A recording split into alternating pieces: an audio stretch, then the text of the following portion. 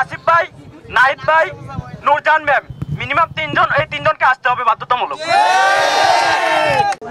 10টার মধ্যে হাসনাত ভাই, আমরা যে 4 জন উপদেষ্টাকে চাইছি, হাসনাত ভাই এখানে থাইকা 10টার মধ্যে উপদেষ্টাকে এখানে আইনা আমাদের সব সমস্যা সমাধান করে তারপর রাস্তার আন্দোলন রাস্তায় থাকবে যতদিন পর্যন্ত আমাদের মনের আকাঙ্ক্ষা না পূরণ হবে।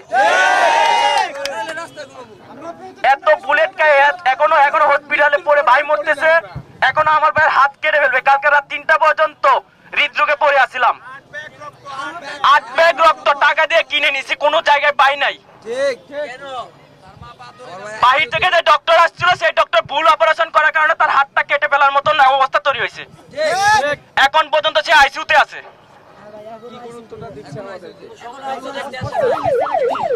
তাই আমি হাসনাত ভাইয়ের কাছে আমি অনুরোধ জানাচ্ছি, আপনি একটু উপদেষ্টা প্যানেলের সাথে যোগাযোগ করেন, একটু ওনাদেরকে আনেন, এখানে সবকিছু সমাধান করে দিয়ে গেলে সবচেয়ে বেশি ভালো হবে। আমাদের যে মনের ব্যথা আছে সেগুলো আমরা খুব সহজে এখান থেকে শেষ করে দিতে পারবো, আর কোনো সময় আন্দোলন লাগবে না।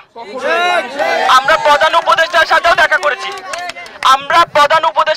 দেখা করেছি, সচিবালয়ে মিটিং করেছি, নাহিদ ভাইয়ের বাসায় মিটিং করেছি, এখন পর্যন্ত ওইরকম কোনো সমাধান আসে নাই।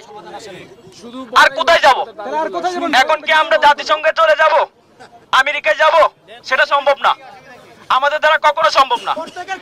হাসনাত ভাইয়ের কাছে আমি অনুরোধ করতেছি, ভাই আপনি আসছেন, আমরা অত্যন্ত খুশি হয়েছি, আপনি একটু এই বিষয়টা দেখেন, ওনাদেরকে আনেন, এনে সবটা এখানে সলভ করে দিয়ে তারপর যান।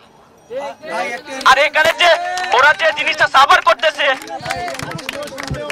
ওনারা যে জিনিসটা, আমরা আহতরা শহীদ পরিবারের যে জিনিসটি আমরা সাফার করতেছি, আমরা যে দুঃখ কষ্ট গুলো আছে সবার কাছ থেকে একজনের কাছ থেকে শুনেন, অনেক কিছু জানতে পারবেন।